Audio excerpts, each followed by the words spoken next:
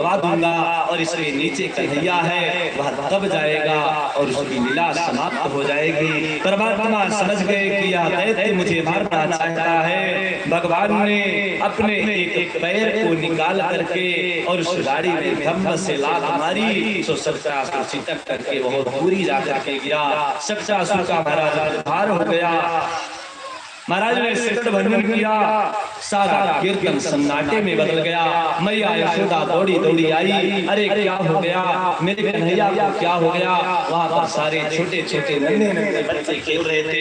बच्चों ने कहा मैया तेरे लाला ने गाड़ी में जो है जोर की लात मारी, और जब तेरे लाला ने जोर की लात मारी तो एक गाड़ी छिटक करके बाहर चली गई। सभी लोग हंसने लगे। देखो तो अभी जो है 1 महीना का कन्हैया ये कैसे जो है गाड़ी में सकट में लात मार देगा। महाराज बच्चों की बातों की अनसुनी हो गई और पास में देखा तो शक्रासुर मरा हुआ पड़ा था। भगवती यशोदा ने तुरंत लल्ला को उठाया। अब कन्हैया को ले जा करके मैया यशोदा गौशाला में पहुंची। से कन्हैया को स्नान करवाया, गोबर का लेप लगाया, ब्राह्मणों को बुलाया, सुंदर भोजन करवाया, उत्तम दान दिया। और जब माता यशोदा ने सुंदर भगवान के ब्राह्मणों को बुला करके दान दिया, इस प्रकार से परब्रह्म परमात्मा ने सकट का भंजन किया।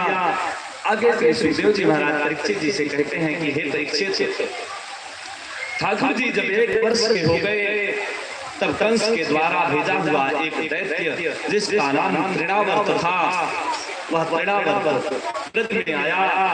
एकदा हमारूढ़ं लालयन्ति सुसंसते गरिमाणं शिशोर्मूढं नसेरिकूटवत्। वह तृणावर्त जब आया तो मैया जो है कन्हैया को अपने गोद में ले करके स्तन का पान करवा रही थी। कन्हैया ने देखा कि एक बवंडर के रूप में तृणावर्त नाम का राक्षस मुझे मारने के लिए आ रहा है, और यदि मैया के मैं गोद में बैठा रह जाऊंगा। भगवान श्री कृष्ण ने विचार किया और भगवान श्री कृष्ण अपने वजन को बढ़ाने लगे।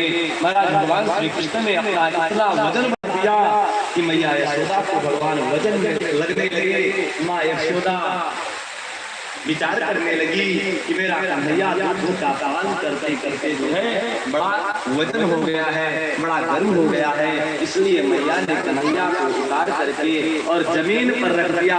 और जैसे ही कन्हैया को जमीन में मेरा मैया ने रखा, वह तृणावर्त नाम का जो राक्षस था वह राक्षस बवंडर के रूप में आया और कन्हैया को उड़ा करके मथुरा की ओर ले जाने का प्रयत्न करने लगा।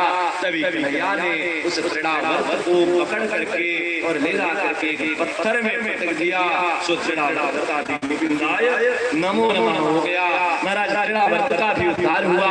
भगवती यशोदा जा करके कन्हैया को ले जाती हैं और महाराज गौशाला में ले जाकर के सुंदर गौ मूत्र से स्नान करवाती है, गोबर का सुंदर लेप लगाती हैं, ब्राह्मणों को बुलाती हैं, ब्राह्मणों को भोजन करवाती हैं, सुंदर दान दक्षिणा करती हैं। हे ब्राह्मण देवताओं, मेरे कन्हैया को कुछ भी ना हो, मेरे कन्हैया की रक्षा हो।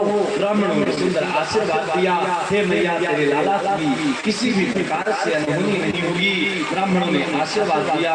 और एक दिन की बात है, महाराज गर्गाचार्य जी जो है भ्रमण करते हुए गंगा में पहुंचे तो वहां पर वसुदेव जी ने देखा। वसुदेव जी ने कहा महाराज मेरे 2 पुत्र गोकुल में महाराज नंद बाबा के भवन में हैं, आप जाकर के उन दोनों का नामकरण कर दीजिए। गर्गाचार्य जी महाराज वहां से भ्रमण करते हुए गोकुल में पहुंचे।